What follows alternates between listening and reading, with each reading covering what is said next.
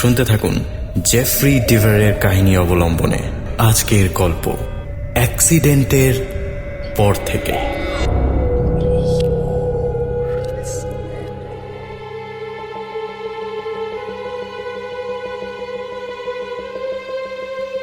আমাদের জীবন আসলে ভীষণ ভঙ্গুর। মাঝে মাঝে মনে হয় গোটা জীবনটাই একটা সরু সুতোর উপর ঝুলে রয়েছে।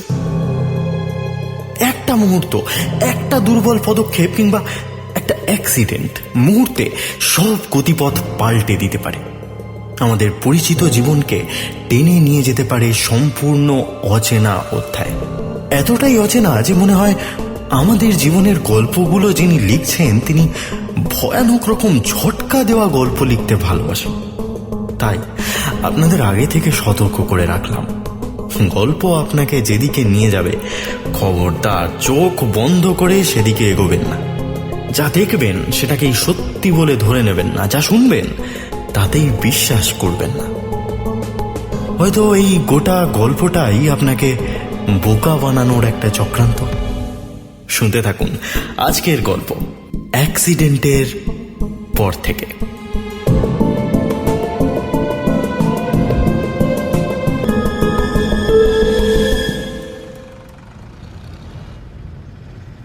তেমাথার কাছে গাড়িটা ঘোরাতে গিয়ে মনটা খারাপ হয়ে গেল সুলতা।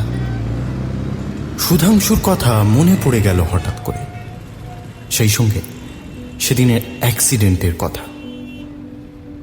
সুধাংশু আর নেই, সুলতাকে ছেড়ে চিরকালের মতো চলে গেছে সে।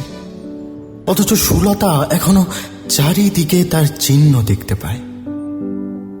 যে বাসে করে শিশু বয়সে একসাথে স্কুলে গেছে দুজন, যে কফি শপে বসে দুজনে একসাথে কফি খেয়েছে একটা বয়সে, তারপর কলেজে উঠতে প্রেম এসেছে অজান্তেই, সেখান থেকে বিয়ে, 2 বছর কাটতে না কাটতেই একটা অ্যাক্সিডেন্ট সব কিছু তছনছ করে দিয়ে চলে গেছে।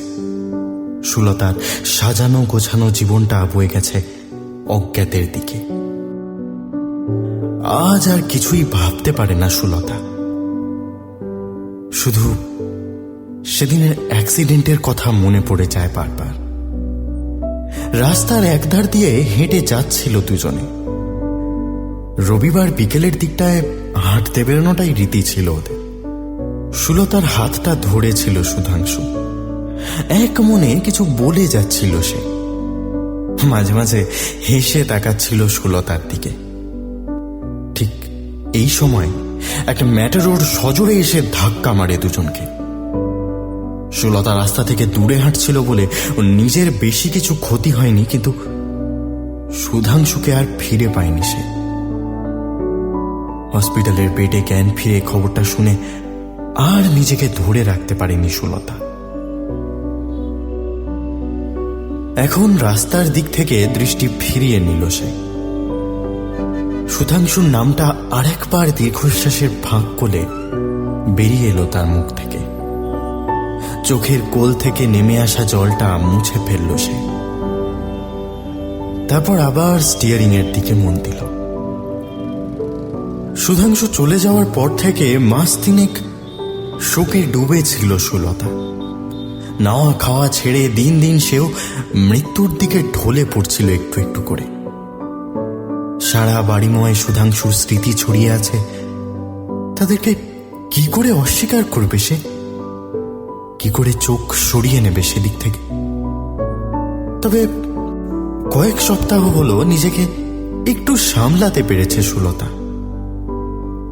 একরকম বন্ধু বান্ধবদের জোড়াজুড়িতেই বাইরে বেরোতে শুরু করেছে, কিন্তু সেটুকুই তো যথেষ্ট নয়।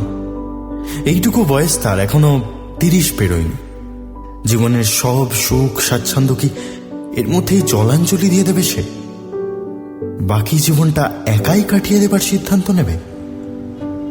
রাস্তার ধারে আবার চোখ আটকে গেল সুলতা। একটা কফি শপ চোখে পড়ছে রাস্তার ধারে। এখানে বসেই বিয়ের আগে বিকেলের সময়টা কাটাতো ওরা। ওদের জন্য 2টো চেয়ার নির্ধারিত থাকত। আজ সেটা খালি। সেদিকে তাকিয়ে আবার সুলতার মনটা বিষণ্ণতায় ভরে উঠল। আর কি কোনোদিন কেউ এসে বসবে না ওই চেয়ারে? আজও সেদিকে তাকালে সুধাংশুর হাসি মুখটা দেখতে পায় সে। চোখ ঘুরিয়ে নিল সুলতা। দিন সাথে হলো আবার নতুন করে সব কিছু শুরু করতে চাইছে সে। এটুকু বুঝতে পেরেছে সুধাংশুর স্মৃতিকে জিয়ে রেখে এক পাও এগোতে পারবে না সে। কিন্তু এমনি এমনি তো এগিয়ে যাওয়া যায় না। আগে যখন একা সবকিছু শুরু করেনি তখন আজও সেটা সম্ভব নয়। সুধাংশুর শূন্য আসন পূরণ করতে পারবে এরকম অন্য কাউকে দরকার সুলতা। প্রথমে এই কথাটা কিছুতেই মানতে চায়নি সে। ভেবেছিল আর কাউকে ভালোবাসা এ জীবনে আর সম্ভব নয়। কিন্তু বন্ধুদের চাপে পড়ে অবশেষে ব্যাপারটা ভেবে দেখতে রাজি হয়েছে সে। দিন কয়েক হলো এই সূত্রেই নতুন একজনের সাথে আলাপ হয়েছে তার, মৃগাঙ্ক সিনহা। অনলাইনেই আলাপ। নিজের সম্পর্কে তাকে সবকিছুই জানিয়েছে সুলতা। নতুন করে সব কিছু শুরু করবে সে। মৃগাঙ্ক মন দিয়ে শুনেছে সবকিছু। অদ্ভুত একটা গুণ আছে মৃগাঙ্কর। সে বেশি কথা বলতে পছন্দ করে না, বরঞ্চ এক মনে শুনে যায় সবকিছু। কোনো যুক্তি দেখায় না, কোথাও বিরোধিতা করে না, অভিমান করে না। শুধু সুলতার সম্পর্কে সবকিছু জানতে অগাধ আগ্রহ তার। বেশি কথার মানুষ নয় সে, তাও আকারে ইঙ্গিতে সুলতা বুঝতে পেরেছে মৃগাঙ্কর সম্মতি আছে। তারপর থেকেই একটু একটু করে হালকা হয়েছে সুলতা। আবার কি নতুন করে শুরু করা যায় না সবকিছু? একটা নতুন মানুষের সাথে যে চলে গেছে, কি হবে তাকে মনে রেখে? সে তো ফিরবে না। যে সামনে আছে তাকে নিয়েই না হয় বাকি জীবনের স্বপ্ন দেখা যাবে। তবে সে স্বপ্ন দেখার আগে মানুষটাকে একবার সামনে দেখে নেওয়া দরকার। সেজন্যই আজ সন্ধেবেলা মৃগাঙ্কের সঙ্গে দেখা করার কথা আছে সুলতা, ঠিক এই কফি শপটাতে যেখানে সে সুধাংশুর সাথে বসত। মৃগাঙ্ককেই প্রথম সামনে থেকে দেখতে চলেছে সে। ব্যাপারটা মনে হতেই নার্ভাস লাগে সুলতার। কথা বলে মৃগাঙ্ককে যতটা ভদ্র আর অমায়িক মনে হয়, সত্যিই কি সে তাই? আর একবার ফাঁকা চেয়ারটার দিকে তাকিয়ে দেখে নেয় সুলতা। না, সুধাংশুর কথা আর ভাববে না সে। মৃগাঙ্ক তার নতুন জীবনে ফেরার একমাত্র পথ। মুখ ফিরিয়ে স্টিয়ারিং এর দিকে মন দেয় সুলতা।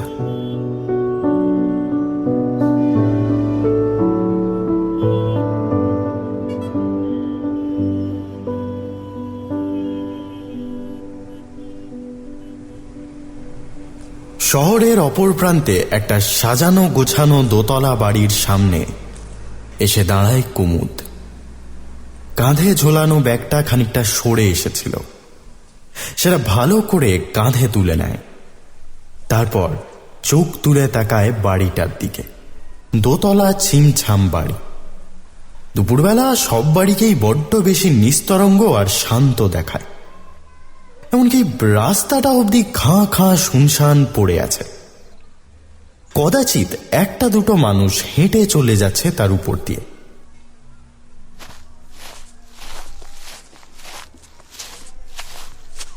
চারিদিক দেখে শুনে কুমুদ এগিয়ে এসে বাইরের কলিং বেল বাজায়। মিনিট খানেক পরে দরজাটা খুলে যায়। এক মাঝবয়সী তরুণী এসে দাঁড়ায় দরজায়। কুমুদকে দেখে একটু অবাক হয়ে বলে, কাকে চাই? ফিকফিকে হাসিটা মুখের রেখায় ফুটিয়ে তোলার চেষ্টা করে কুমুদ। ফ্রিজ সার্ভিসিং করার ছিল। একটু অবাক হয় মেয়েটা। আমি তো কাউকে আসতে বলিনি। আগে এটা কোম্পানির পলিসি ম্যাডাম। আপনার নাম কাকলি সেন, তাই তো? হ্যাঁ, সে ঠিক আছে, কিন্তু আগে তো এমন সার্ভিসিং এর জন্য লোক আসেনি। হঠাৎ করে আমার একটু তাড়া আছে ম্যাডাম, বিরক্ত হয়ে বলে কুমুদ। তারপর ভিতরের দিকে হাত দেখায়। ফ্রিজটা কোথায় আছে একটু কাইন্ডলি দেখিয়ে দেবেন। কাকলি সেনের বয়স 40-এর আশেপাশে। পরনে একটা হালকা খয়েরি রঙের টি শার্ট আর ডেনিম জিন্স। সম্ভবত ঘরের ভিতরে কোনো কাজ করছিলেন তিনি। হঠাৎ করে কলিং বেল বাজায় উঠে এসেছেন। কুমুদ ফ্রিজের দিকে এগিয়ে আসে, কাঁধের ব্যাগটা নামিয়ে তার ভিতরে কিছু একটা দেখে নেয়।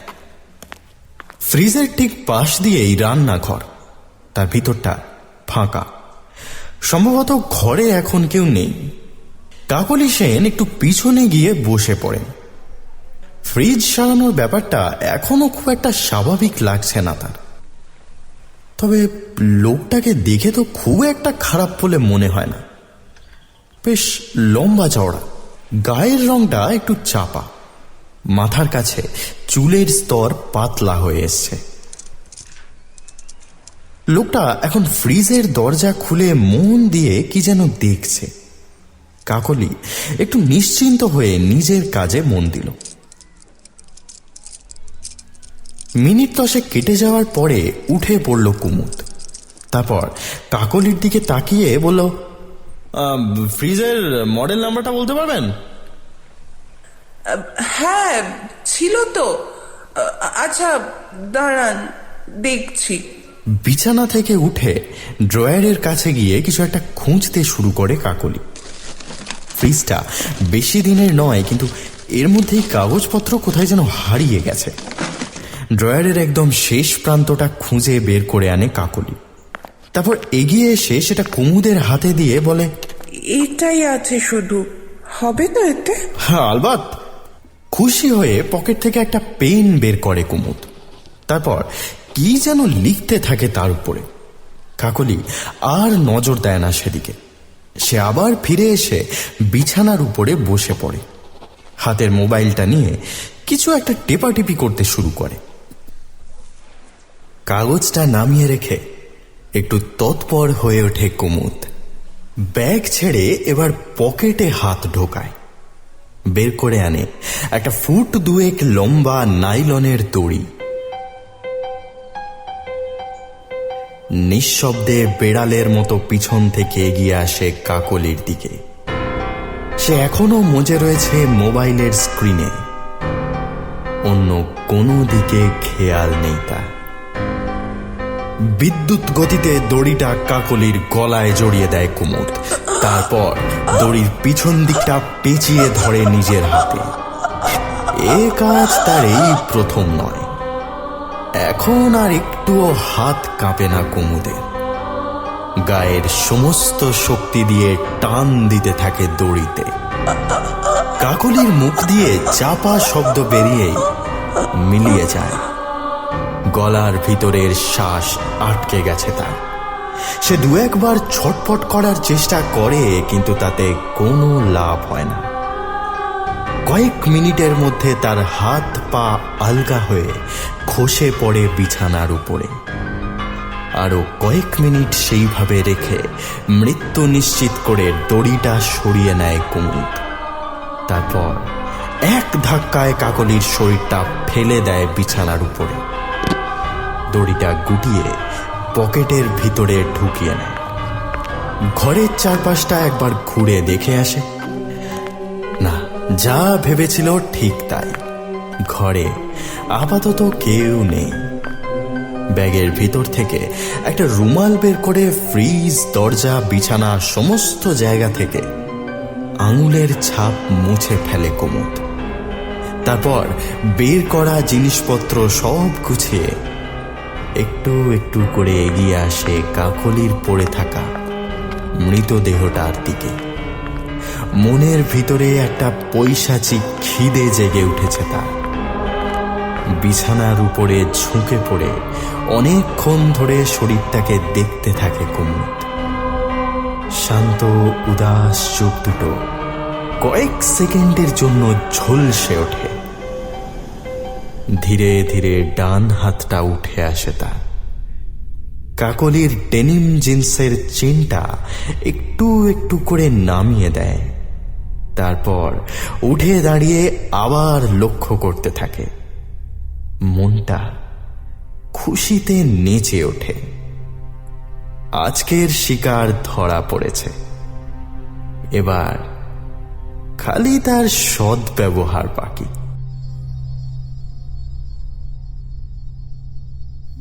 আরো কিছু করতে যাচ্ছিল কুমুদ, এমন সময় একটা শব্দ কানে আসে তার। না, ডোরবেল না, ঘরে কোথাও একটা ঘড়ি বেজে উঠে জানাচ্ছে সন্ধে 6টা বেজেছে।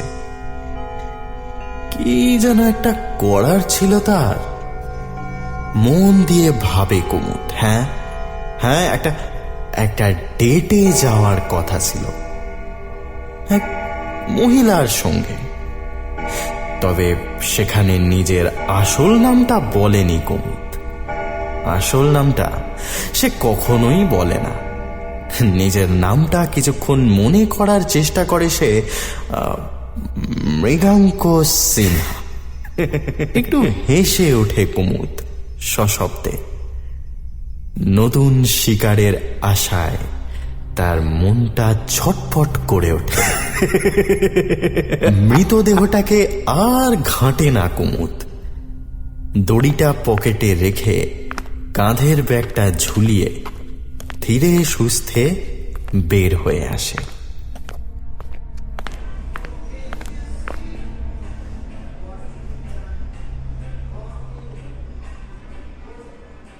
7:30 বাজতেই দরজার দিকে আরেকবার তাকালো সুলতা।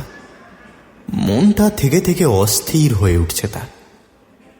একটু আগেই ফোন করেছিল মৃগাঙ্ক, সে নাকি রাস্তাতেই আছে। আগে সুধাংশু থাকলে যে চেয়ারে বসত, এখন সেখানে বসে নেই সুলতা। চেয়ারটা ছেড়ে সে উঠে পড়ল। এই কফি শপের দোতলায় একটা ছোট্ট বারান্দা আছে, সেখানে গিয়ে দাঁড়ালো সুলতা। বাইরে শহরের বড় রাস্তাটা চোখে পড়ে, তার উপর দিয়ে সন্ধ্যের গাড়ি ঘোড়ার ছোটাছুটি। একটু দূরেই গ্যারেজ, তার সামনেই সুলতার নিজের গাড়িটা দাঁড় করানো আছে। গ্যারেজের সামনে দিয়ে লোকজন যাতায়াত করছে। এদের মধ্যে যে কেউ হতে পারে মৃগাঙ্ক। অনেকদিন পর সুলতার নিজেকে কিশোরী মনে হলো। মনে পড়ল ছোটবেলায় সে বেশ ডান পিটে ছিল। একবার দুপুরে সে যখন ঘুমাচ্ছিল তখন একটা বড় সড়ো চেহারার কেউটে দরজা বেয়ে ঘরের ভিতরে ঢুকে এসেছিল। অন্য যে কেউ হলে সেইখানেই হৃদকম্প ধরে যেত। সুলতা কিন্তু ভয় পায়নি, উল্টে ঝাঁপিয়ে পড়ে এক হাতে চেপে ধরেছিল সাপের মাথার কাছটা। তারপর দুটো পা দিয়ে লেজটা চেপে ধরে পাশে পড়ে থাকা ছুরিটা তুলে নিয়ে বারবার কোপ মেরেছিল সাপের গলায়। শেষে দুটুকরো হয়ে সাপের মাথাটা খসে পড়েছিল তার হাত থেকে। মা এসে দেখেই তো চক্ষু স্থির। এইটুকু মেয়ের একই কাণ্ড। সুলতা শুধু সাপটার দিকে তাকিয়ে একবার কাঁধ ঝাঁকিয়ে বলেছিল, গো টু হেল। এসব কথা মনে করে হাসি পেল সুলতা। এখন তার আর সেই আগের তেজ নেই। বিশেষ করে বিয়ের পরে তো অনেকটাই শান্ত হয়ে গেছিল সে। তবে আজ বুঝতে পারে জীবনের কিছু কিছু পর্যায়ে সত্যি মানুষের একজনকে দরকার হয়। সে যতই ডান পিঠে হোক না কেন, একা সব কিছুর সাথে মানিয়ে নেওয়া সহজ কাজ নয়। রাস্তার দিকে আরেকবার তাকিয়ে একটা লোককে দেখতে পেল সুলতা। ঠিক কফি শপের সামনেই এসে নেমেছে, তবে নিজের গাড়ি নয়। এই কি তবে মৃগাঙ্ক? মৃগাঙ্ক নিজে বলেছিল সে একটা সবুজ রঙের হাফ হাতা শার্ট পরে আসবে। এই লোকটার গায়ে একটা কচি কলাপাতা রঙের শার্ট। সুলতার চিরকালই মনে হয়েছে ছেলেরা রঙের খুব একটা গভীরে যেতে পারে না। লাল, নীল, হলুদ, সবুজ এর বাইরে বেশি রং নিয়ে ভাবে না তারা। লোকটাকে ভালো করে দেখলো এবার সুলতা। বেশ লম্বা চওড়া গড়ন। উপর থেকে দেখলে বোঝা যায় তার মাথার চুল বেশ খানিকটা পাতলা হয়ে এসেছে। চেহারায় তেমন কোনো বিশেষত্ব নেই। কাঁধে একটা ঝোলা ব্যাগ। বাইরে দাঁড়িয়ে কিছুক্ষণ ইতস্তত করল লোকটা, তারপর ভিতরে ঢুকে এলো। সুলতাও বারান্দা পেরিয়ে আগের চেয়ারে এসে বসে পড়ল। নিজের চেহারার বিবরণ মৃগাঙ্ককে আগেই দিয়ে রেখেছিল সে। একবার হাত তুলে তার দৃষ্টি আকর্ষণ করতে মৃগাঙ্কের মুখে হাসি ফুটে উঠল। কাঁধের ব্যাগটা সামনে নিয়ে সে এগিয়ে এলো। উল্টো দিকের চেয়ারে বসতে বসতে বলল, আগে এসে পড়েছেন বুঝি? মৃগাঙ্ক বসার আগে সুলতা লক্ষ্য করল তার প্যান্টের পকেট দিয়ে একটা ছোট দড়ি উঁকি দিচ্ছে। একটু কৌতূহল জাগলো তার মনে, কিন্তু আর কিছু জিজ্ঞেস করল না সে। হেসে বলল, আপনি তো বেশ দেরি করেন দেখছি। আসলে কাজ থেকে আসছি তো, আর রাস্তাঘাটে ট্রাফিকের যে চাপ বুঝতেই পারছেন। আবার অজুহাতও দেখান দেখছি। একটা অমায়িক হাসি খেলে যায় মৃগাঙ্কের মুখে। লোকটাকে হাসলে অনেকটা সুধাংশুর মতোই দেখায় বটে, মনে মনে ভাবে সুলতা। তবে বয়স তার থেকে হয়তো খানিকটা কম। চেহারায় একটা আরোপিত চাকচিক্য রাখার চেষ্টা আছে, যা আমার উপরের দুটো বোতাম খোলা। কি কাজে আটকে গেছিলেন বলুন তো? প্রশ্ন করে সুলতা। ওই আমার যা কাজ আর কি। আজ তো পুরোপুরি শেষও করে আসতে পারলাম না। এ বাবা, আমার জন্য আপনার কাজের ক্ষতি হলো।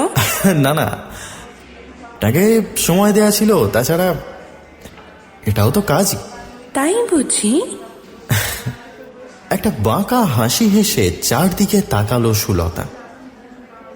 এ জায়গাটায় আস্তে আস্তে লোকজন বেড়ে উঠছে। মানুষের গলার শব্দ আর প্লেটের টুংটাং শব্দে ভরে উঠছে। উল্টো দিকের মানুষটার কথা শুনবার জো নেই। এখানে বারান্দাটা বেশ সুন্দর, যাবেন নাকি? প্রশ্ন করে সুলতা। চলুন না, তাছাড়া একটু নিরিবিলিও হবে। দুজনে কিছু অর্ডার দিয়ে হেঁটে বারান্দায় চলে আসে। মৃগাঙ্ক সিনহা নিজে বারান্দার রেলিংয়ে হেলান দিয়ে বলে, এবার বলুন তো, আপনি যেন বলবেন বলছিলেন। এত তাড়া কিসের আপনার? আবার কোনো কাজে যাবেন নাকি?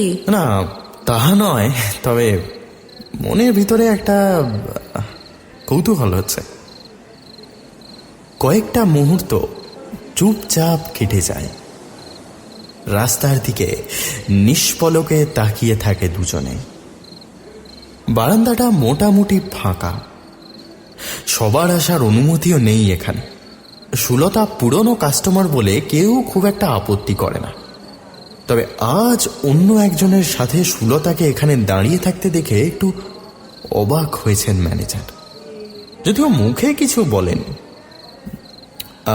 কই, আপনি বললেন না তো? সুলতার দিকে একটু সরে আসে মৃগাঙ্ক। খোলা হাওয়ার তেজ বেড়ে ওঠে। ভিতর থেকে ভেসে আসা মানুষজনের গুনগুন শব্দ যেন ফিকে হয়ে আসে। কিছু একটা জানার আশায় উতলা হয়ে উঠেছে মৃগাঙ্ক সিনহা। সুলতা তার চোখের দিকে তাকিয়ে মিহি করে একটুখানি হাসে, তারপর চোখ নামিয়ে নিচের দিকে দেখিয়ে বলে, আপনার পকেট থেকে বেরিয়ে আছে দড়িটা। এই কথাটা আশা করেনি মৃগাঙ্ক। সে থতমত খেয়ে নিচে তাকায়, তারপর জিভ কেটে বলে,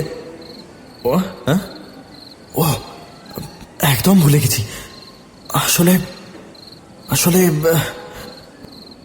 বাকি কথাটা না শুনে বারান্দার দরজার কাঁচের দিকে এগিয়ে যায় সুলতা। দরজার ওপারে জোড়ায় জোড়ায় বসে থাকা মানুষগুলোকে স্পষ্ট দেখা যায় এখান থেকে। একটা বিশেষ টেবিলের দিকে আঙুল দেখিয়ে সুলতা বলে, ওই বেবি ব্লু শার্ট পরা লোকটাকে দেখতে পাচ্ছেন? ভুরু কুচকে সেদিকে তাকিয়ে দেখতে দেখতে মৃগাঙ্ক বলে, হ্যাঁ, ওটাই আপনার হাজব্যান্ড সুধাংশু মিত্র। এক্স। ওকেই মারতে হবে। উপরে নিচে মাথা নাড়ায় সুলতা। সেদিকে তাকিয়ে থাকতে থাকতেই বলে, সাথে যে নার্সটা বসে আছে তাকেও। ওই দুটো শুয়োরের বাচ্চা মিলেই আমার লাইফটা একেবারে শেষ করে দিয়েছে। একটা গড় রাগে সুলতার ঠোঁট কেঁপে ওঠে। আগের মতোই চাপা গলায় সে বলে, অ্যাক্সিডেন্টের পর থেকেই ওই নার্সটার সাথে ফষ্টি নষ্টি শুরু করেছে। যত টাকা লাগে আমি দেব, শুধু ওদের দুজনকে একসাথে না একসাথে শুধু খুন নয়, একটু একটু করে ফাঁসটা জড়াবেন গলায়, তারপর একটু হালকা করবেন, যেই বুক ভরে নিঃশ্বাস নিতে যাবে আবার চেপে ধরবেন। মনে থাকবে? ঘাড় নেড়ে দেয় মৃগাঙ্ক, নিচু গলায় বলে, আর আর আমার টাকাটা? এতক্ষণে আপনার অ্যাকাউন্টে চলে গেছে, সেটা পাওয়ার পর আর যোগাযোগ করবেন না আমার সাথে। খুশি হয় মৃগাঙ্ক। সুলতা এবার তার দিকে তাকিয়ে বলে, মৃগাঙ্ক সিনহা আপনার আসল নাম না, তাই না? একেবারেই না, আসল নাম আমরা ব্যবহার করি না। ভালো কথা, আপনার স্পেশাল কোনো ফরমাইশ আছে? স্পেশাল ফরমাশ বলতে? অবাক হয়ে জিজ্ঞেস করে সুলতা। মানে এই একটু আগে যে কাজটা করে এলাম, সেখানে এক কোটিপতি তার স্ত্রীকে খুন করাতে চান। তবে তিনি নির্দেশ দিয়েছিলেন কেসটা দেখে যেন মনে হয় অ্যাটেম্পটেড রেপ, অ্যাক্সিডেন্টালি মার্ডার। আপনার সেরকম কিছু আছে? 2 সেকেন্ড কিছু ভেবে নেয় সুলতা। আচমকা তার ঠোঁটের কোণায় একটা হাসি ফুটে ওঠে। পকেট থেকে একটা কাগজ বের করে তার উপর কিছু লিখে মৃগাঙ্ক সিনহার হাতে দিয়ে দেয়। সে বলে, খুনের ঠিক আগে এই কাগজটা ওকে, মানে সুধাংশুকে দেখাবেন, ব্যাস। কথাটা বলে দ্রুত পায়ে বাইরে বেরিয়ে যায় সুলতা। মৃগাঙ্ক কাগজটা হাতে নিয়ে দেখে 3টে শব্দ লেখা আছে তাতে, গো টু হেল।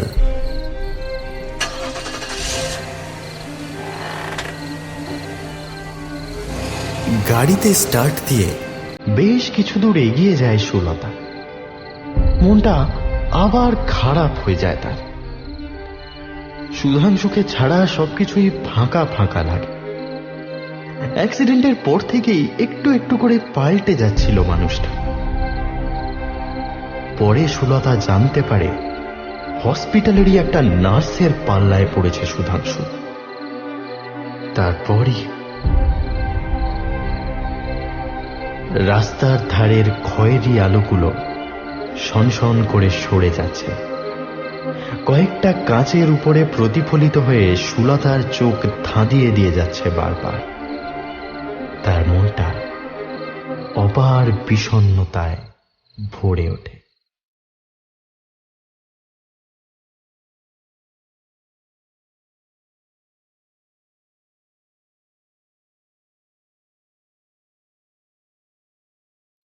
বিশ্বাস করুন, মানুষ হিসেবে আমরা ততটা খারাপ নই, তবে রিভেঞ্জ ড্রামার প্রতি একটা প্রবল আকর্ষণ আছে আমাদের। তার থেকেও বড় কথা, এই গল্পটাকে একদিক থেকে কি প্রেমের গল্প বলা যায় না? তবে প্রেম বা প্রতিশোধ যা নিয়েই গল্প হোক না কেন, নিয়েৎসে বলেছিলেন, in love and in revenge women is more barbarous than man. যোগাযোগ করতে পারেন আমার সাথে shayok@mhstation.com এই ঠিকানায়, বা দেবযানীর সাথে devjani@mhstation.com এই ঠিকানায়। শুনছিলেন জেফ্রি ডেভারের গল্প উইদাউট জোনাথন অবলম্বনে অ্যাক্সিডেন্টের পর থেকে। সবাই ভালো থাকুন, শুভরাত্রি।